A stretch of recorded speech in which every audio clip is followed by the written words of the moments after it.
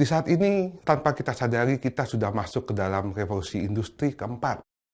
Yang pengen saya tekankan di sini adalah bagaimana perubahan dari tahun ke tahun melalui revolusi industri yang sudah terjadi.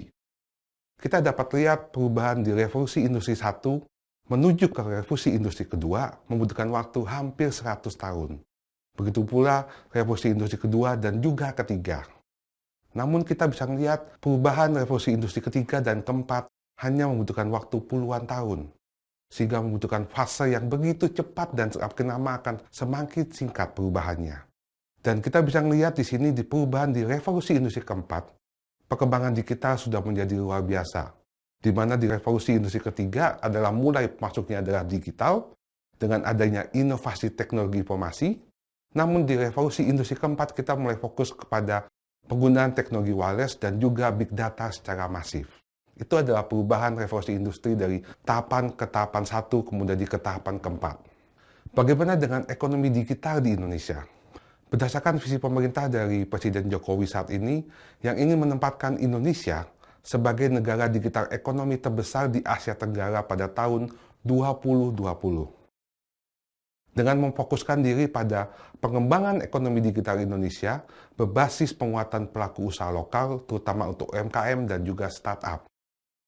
Dan kita bisa melihat kekuatan yang terjadi di dalam digital ekonomi di Indonesia.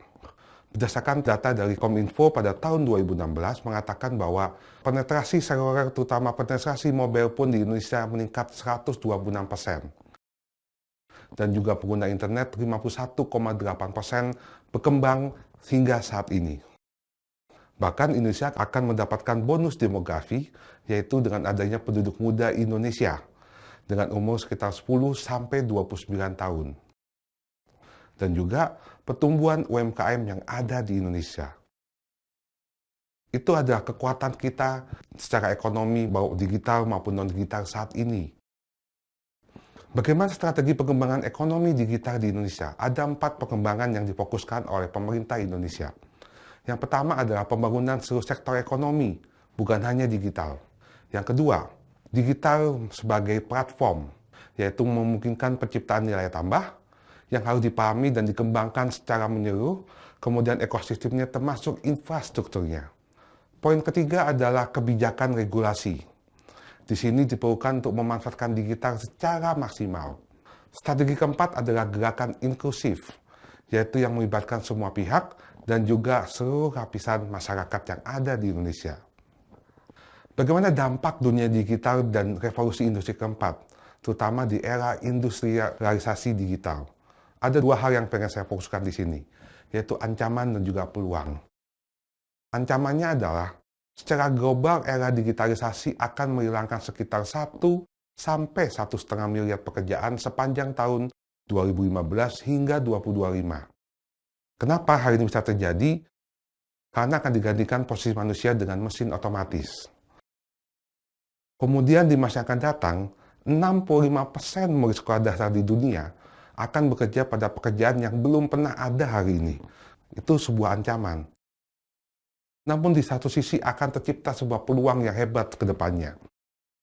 Yaitu pertama, digitalisasi berpotensi memberikan peningkatan tenaga kerja hingga 2,1 juta pekerjaan baru pada tahun 2025. Bahkan yang kedua, adanya potensi pengurangan emisi karbon sebesar 26 miliar metrik ton, terutama dari 3 industri, yaitu elektronik, kemudian logistik, kemudian otomotif. Itu berdasarkan data dari World Economic Forum. Nah, bagaimana dengan gejala transformasi di Indonesia? 2 hal yang terjadi yang terbesar di dalam digital ekonomi Indonesia adalah perubahannya toko konvensional atau toko fisik kepada marketplace online.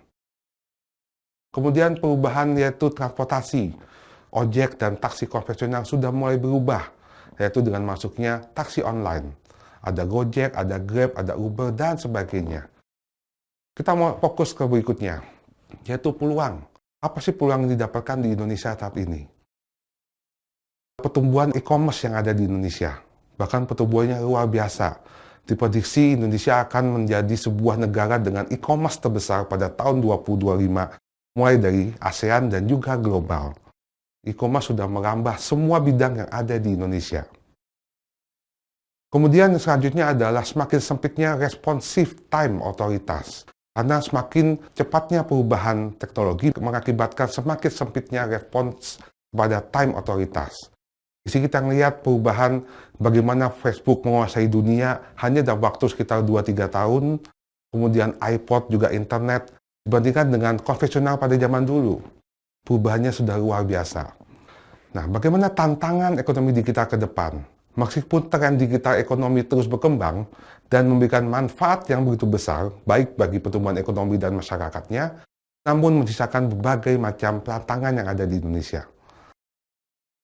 Tantangan pertama adalah tantangan data dan privacy. Itu yang harus dipikirkan oleh pemerintah dan juga pelaku bisnis di Indonesia.